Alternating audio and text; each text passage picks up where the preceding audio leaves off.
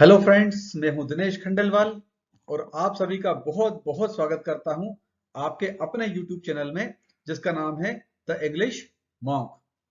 मित्रों, आज से हम अपनी स्पोकन इंग्लिश की यात्रा शुरू करने जा रहे हैं और मेरा ऐसा मानना है कि जब भी हम कोई नई शुरुआत करते हैं या अच्छी शुरुआत करने जा रहे हैं तो एक पॉजिटिव थॉट के साथ हमें इसकी शुरुआत करनी चाहिए।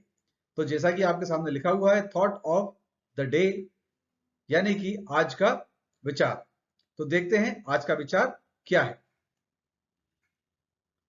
नई शुरुआत करने के लिए सबसे अच्छा समय अब है, मतलब the best time to start new is now. यानी कि आप यदि कोई नई शुरुआत करना चाहते हैं और उसके लिए अच्छे समय का इंतजार कर रहे हैं तो अच्छा समय कभी नहीं आता। जो अच्छा समय है वो अभी अभी और अभी है, यानी कि नई शुरुआत आपको अभी कर देनी चाहिए। तो आज से आप सभी स्पोकन इंग्लिश की क्लास के रूप में अपनी नई शुरुआत करने जा रहे हैं। मैं आप सभी को बहुत बहुत शुभकामनाएं देता हूं और बहुत बहुत बधाई देता हूं। आप सभी आज स्पोकन इंग्लिश का अपना लेवल 1 स्टार्ट करने वाले हैं और लेवल 1 में आज लेसन 1 स्टार्ट होगा। मैं आपको कोर्स शुरू करने के पहले ही बता दूं कि हमने इस पूरे कोर्स को 8 लेवल्स में डिवाइड किया है। हम लेवल 1 से स्टार्ट करते हुए लेवल 7 तक चलेंगे और इस दौरान हम हमारी जो आवश्यक ग्रामर है वो कंप्लीट करेंगे, सेंटेंस के फॉर्मेशंस को समझेंगे। लगभग आप लेवल 7 तक सभी प्रकार के सेंटेंस बनाना सीख जाएंगे। लेवल 8 में हम एडवांस लेवल के स्ट्रक्चर बनाना सीखेंगे। तो चलिए शुरू करते हैं लेवल 1 में आज आपका लेसन 1।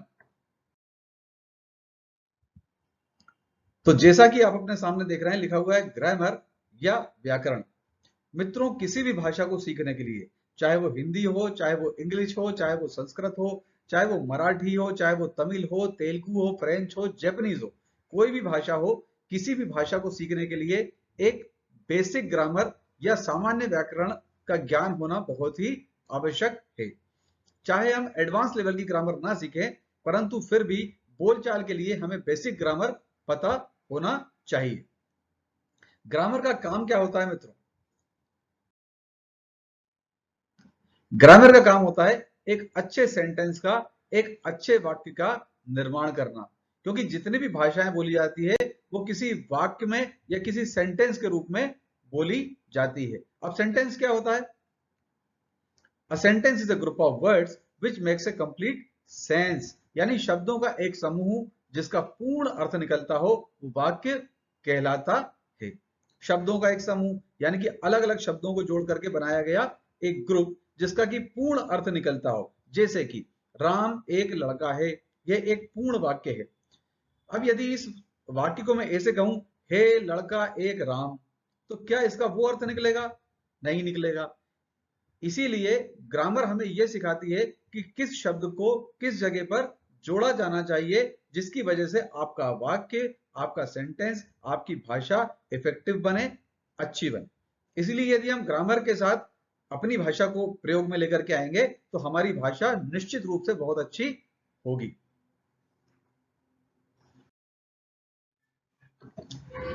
तो आज हम शुरुआत करते हुए जो सीखने वाले हैं वो सीखने वाले हैं सिंगुलर और प्लूरल, यानी कि एक वचन और बहुवचन। अब आपके सामने लिखा हुआ है वह और ब्रैकेट में लिखा हुआ है लड़का। जब भी हम वह लड़के के लिए उपयोग में लेकर के आते हैं तो उसके लिए हम प्रयोग करते हैं ही, और लड़की के लिए यदि हम वह प्रयोग में लेकर के आते हैं तो हम उसके लिए प्रयोग करते हैं शी। जैसे कि वह एक लड़का है, ही इज अ बॉय, वह एक लड़की है, शी इज अ गर्ल। अब यही लड़का या लड़की प्लूरल में या बहुवचन में आ जाए तो हम हिंदी में जैसे वह को बोलते हैं वे, तो इंग्लिश में हम उसे बोलते हैं दे, यानी ही शी के स्थान पर हम उपयोग करेंगे दे। एक से ज्यादा लड़का या लड़कियां हैं तो हम उपयोग में लेकर के आएंगे दे। आइए इसको एग्जाम्पल से समझते हैं।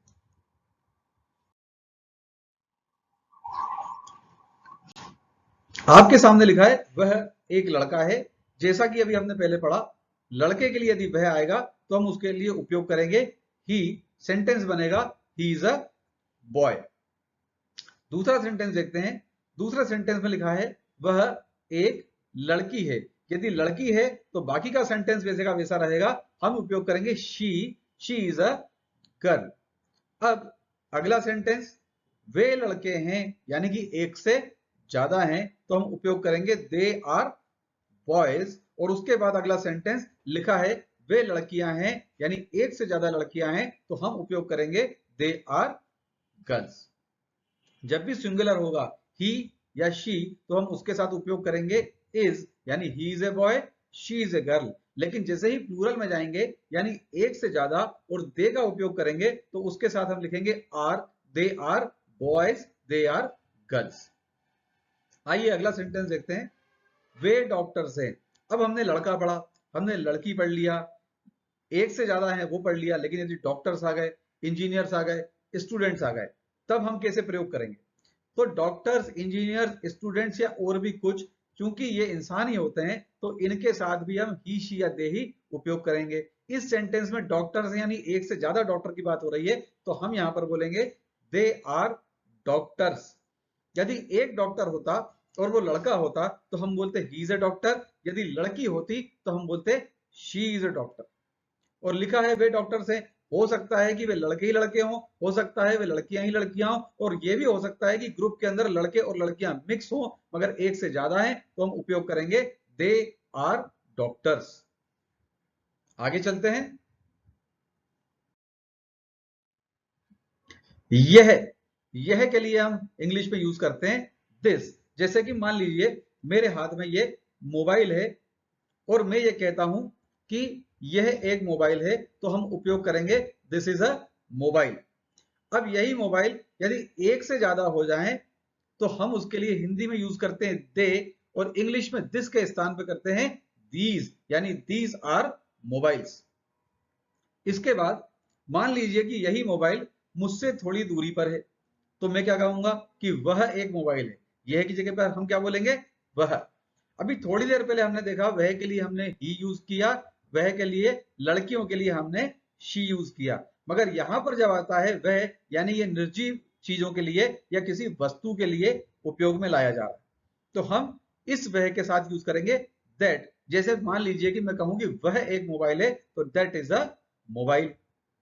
अब यही मोबाइल एक से ज्यादा हो जाएं और मुझसे थोड़ी दूरी पर हो, तो मैं कहूंगा दोज आर मोबाइल्स। इसके साथ लगेगा दोज। आइए इसको और एग्जाम्पल के साथ समझते हैं।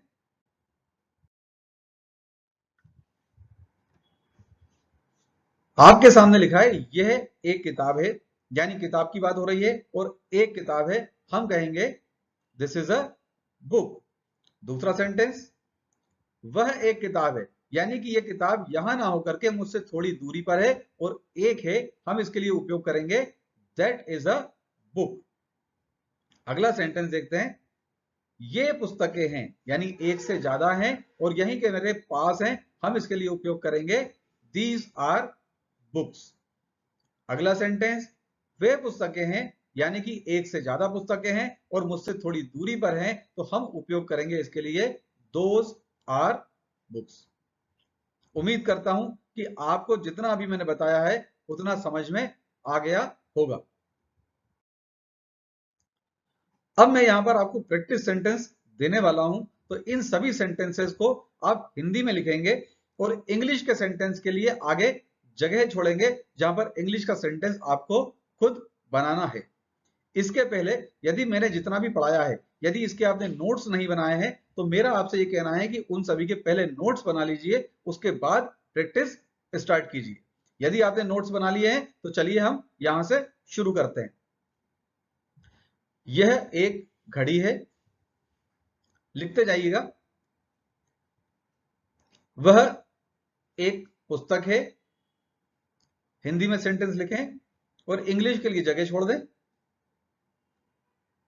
ये कुर्सियां हैं, यह एक कुर्सी है। वे विद्यार्थी हैं, वह एक घड़ी है। ये दुकानें हैं। वे दुकानें हैं। वे लड़कियां हैं। यह एक घर है। वह एक नदी है। यह एक पुस्तक है।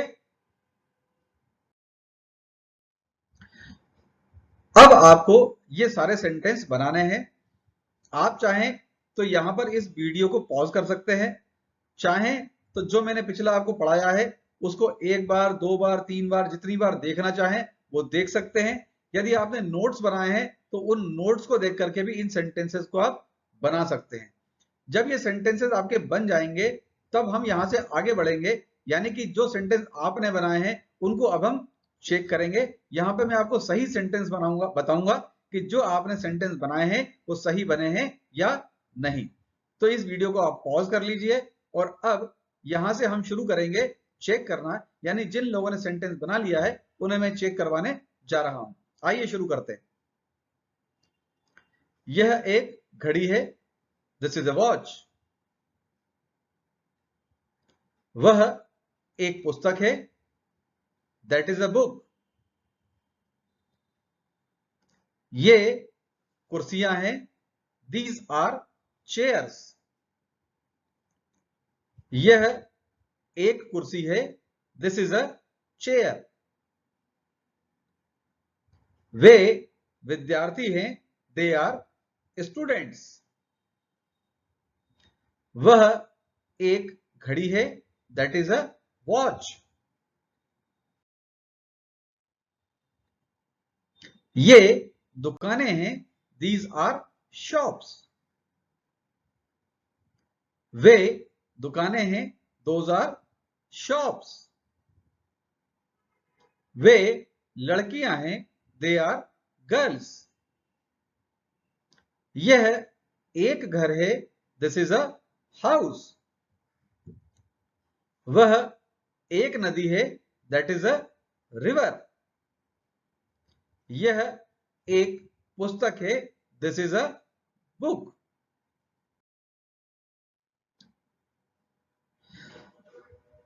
तो उम्मीद करता हूं कि आपके अधिकतम सेंटेंस जो है वो सही बने होंगे। यदि सही नहीं बने हैं और गलतियां हैं तो आपको एक बार अच्छे से समझना चाहिए कि आप कहां गलती कर रहे हैं। पीछे जो आपने नोट्स बनाए हैं उन नोट्स को आप देख सकते हैं। मेरे वीडियो को आप वापस जाकर के पीछे से देख सकते हैं। और यदि आपने सही बनाए हैं तो यहां पर फिर से इस वीडियो को रोक करके आप एक बार, दो बार, तीन बार उन सेंटेंसेस को पढ़िए। और पढ़ने के बाद हम यहां से अब सेंटेंस बोलना स्टार्ट करेंगे। आपके सामने स्क्रीन पर लिखा हुआ है नाउ लीव द हेजिटेशन, यानी अपनी झिझक को छोड़ दें, अपनी झिझक का त्याग कर दें। उसके बाद लिखा है speak English boldly and loudly, यानी बिना डर के और जोर जोर से। जोर जोर के का मतलब ये नहीं है कि आपको चिल्ला करके बोलना है, लेकिन जोर जोर से मतलब अपनी खुली आवाज में आपको अब जो मैं सेंटेंस बोलूं पूछूंगा यहां से आपको जो प्रैक्टिस करवाऊंगा वो आपको बोलना है। जोर से बोलने का सिर्फ कारण यही है कि यदि आप स्पोकन इंग्लिश की क्लास में हैं और यदि आप बोलते नहीं हैं, इसका मतलब यह है कि आपको इंग्लिश आ भी यदि गई और आपने बोलने की प्रैक्टिस नहीं की तो आपको बोलना नहीं आएगा। इंग्लिश हमारी मातृभाषा नहीं है, इसलिए जल्दी से हमारे जबान के ऊपर नहीं चढ़ती है, जल्दी से हम उसको बोल नहीं पाते हैं, इसलिए उसकी प्रैक्टिस करना बहुत ही जरूरी है। अब आगे वाली स्लाइड्स में मैं आपको यहां से प्रैक्टिस करवाऊंगा, यानी कि मैं हिंदी में सेंटेंस बोलूंगा और आपको कुछ टाइम मिलेगा, उतने उतने टाइम में आपको इंग्लिश में जवाब देना है। लेकिन ध्यान रखिए प्रैक्टिस यदि जोर से बोल के करेंगे तो आपको उतना ही ज्यादा फायदा मिलेगा। तो यदि आप पढ़ना चाहते हैं तो इस वीडियो को यहाँ पे रोक लीजिए और पढ़ लीजिए। और यदि आपने पढ़ लिया है और आपको कॉन्फिडेंस है कि आप बोल सकते हैं तो हम अब शुरू करने वाले हैं बोलने की प्रैक्टिस करना, यानी स्पोकन की प्रैक्टिस। ओके। वह एक लड़का है।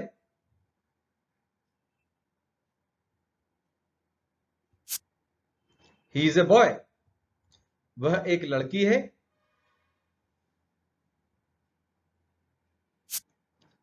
शी इज अ गर्ल, वे लड़के हैं।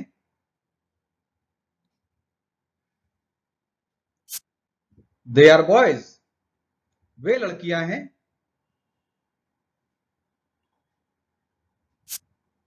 दे आर गर्ल्स, वे डॉक्टर्स हैं।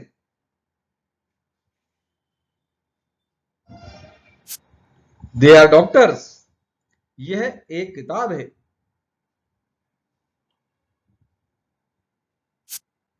दिस इज अ बुक, वह एक किताब है।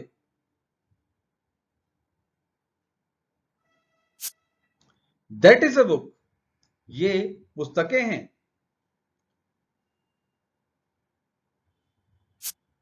दीज आर बुक्स, वे पुस्तकें हैं।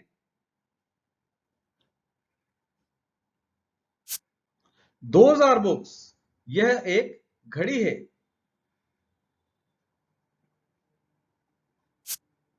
दिस इज अ वॉच, वह एक पुस्तक है।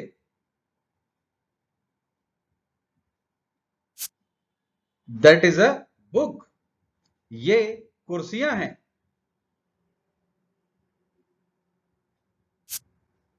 दीज आर चेयर्स, यह एक कुर्सी है।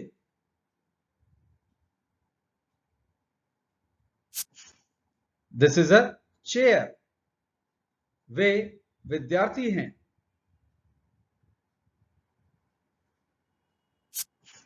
दे आर स्टूडेंट्स, वह एक घड़ी है।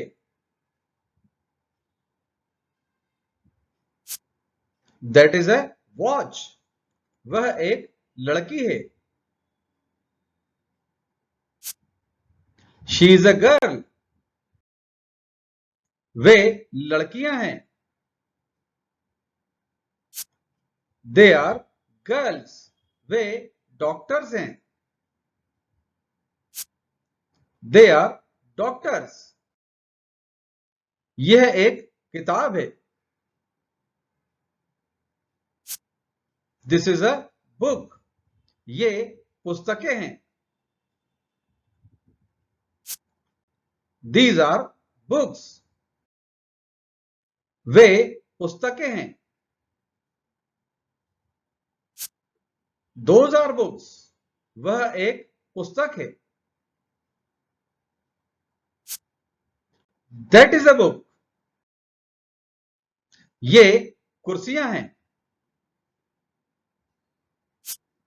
दीज आर चेयर्स, यह एक कुर्सी है। दिस इज अ चेयर, वह एक घड़ी है। दैट इज अ वॉच, वे लड़कियां हैं। दे आर गर्ल्स, यह एक किताब है। दिस इज अ बुक, वे पुस्तकें हैं। दोज आर बुक्स, ये कुर्सियां हैं। दीज आर चेयर्स, वह एक घड़ी है। That is a watch.